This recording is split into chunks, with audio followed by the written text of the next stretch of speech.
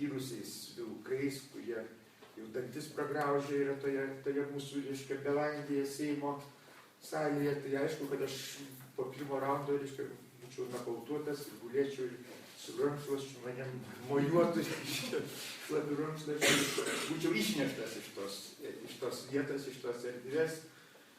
Bet aš noriu pasakyti štai ką. Per, jau daugelį metų, turbūt kokį 20 ar dar daugiau metų, aš dirbau kultūrinėje spaudoje, paprastai mane skirdavo į publicistikos skyrius, tai ir Metų žurnale, ir literatūroje, ir mene, ir 7 meno dienose, ir dabar tuose internetiniuose portaluose, Bernardinai LT ir Alfa LT, kur irgi tuo pačiu užsiimu. Faktiškai mano tas užsiėmimas tai yra tikrovės tyrinėjimas, aš taip jį vadinu, pačia plačiausia prasme. Tyrinėju tam tikrus reiškinius, kurie man atrodo reikalingi įdėmesnio žvilgsnio. Šis įrašęs begalę straipsnių, turbūt keletą šimtų. Ir vienas dalykas, kurio aš ir jums norėčiau palinkėti, tai išmokti skaityti tą mūsų tikrovės tekstą. Mūsų tikrovės tekstas yra labai painus ir kartais gali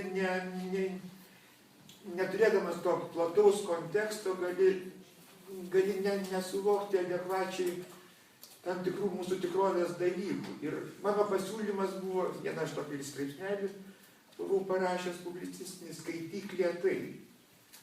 Skaityk lėtai, tai negreituoju skaitimų pradėdamas taip įstrižainę per tą tikrovės tekstą, bet skaityti įsiskaitant į tai, ką kiekviena tau transliuojama mintis, ar žiniasklaidoje, ar gatvėje, ar kur nors, reiškia, per televizijoje, ar kur nors tokiam viešajam diskusijai, ką kiekviena mintis reiškia. Ir kai tu įsiskaitai į tą tikrovės tekstą, tave gali apimti kraupulys, nes pamatai, kiek daug visokio absurdo, kiek daug neteisybės, kiek daug tokios, ta realybės skaudi yra.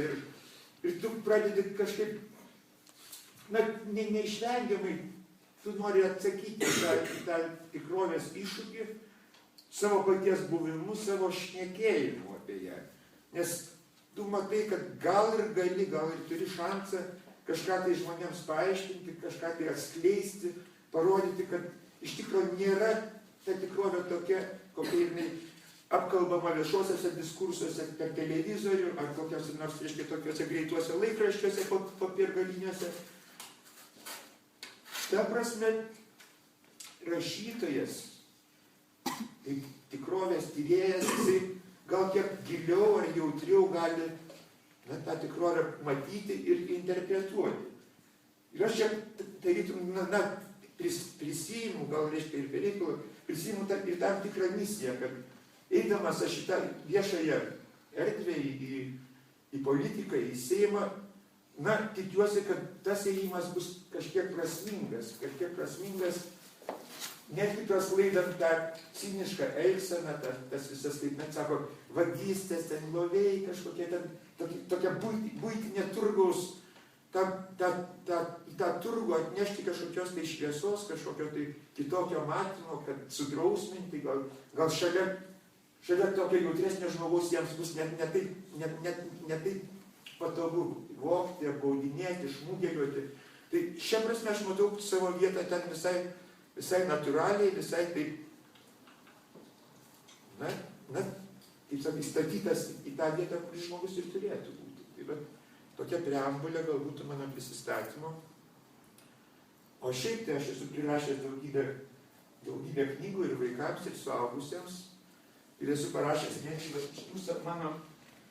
mano tų samprotavimų visokiausių. Yra tokia publicistinė knyga išėjusi, vamzdis, čia man atrodo prieš metus su pusę, prieš 2 metus išėjo iš tų mano, aš vadinu, rašinėliais. Tai čia tas formatas yra toksai 2 mašinraščių. Aš nežinau, mokytoja, kiek jūs rašot rašinėlį per 45 minutės, kiek reikia? 500 tai 1 mašinraštis. Tai čia yra dvigubai daug. Mano rašinėliai dvigubai ilgesni yra, nes aš taip lakoniškai negaliu išsisukti. Man vis tiek reikia 2 puslapių. Tai čia tų rašinėlių yra labai daug, čia ir juokingų dalykų yra, ir mažiau juokingų, ir tokių graudžių, ir užčių, ir esė žanro kūrinėlių. Aš esu gavęs šitą knygą Juozo Tumo Vaižganto premiją. Tai čia pasigyriau. Tai jeigu kartais netyčia patektų jums į rankas, ar bibliotekoje, man atrodo, jūs turite, tai galite pasivartyti, pamatysit, kas tenais toje knygoje. Ir aš galiu pasiūsti per rankas. Tai gal tie galvytai padėtų? Mes siūlom tokią žaidimą klausimės. Liudviką reikia apklausinėti.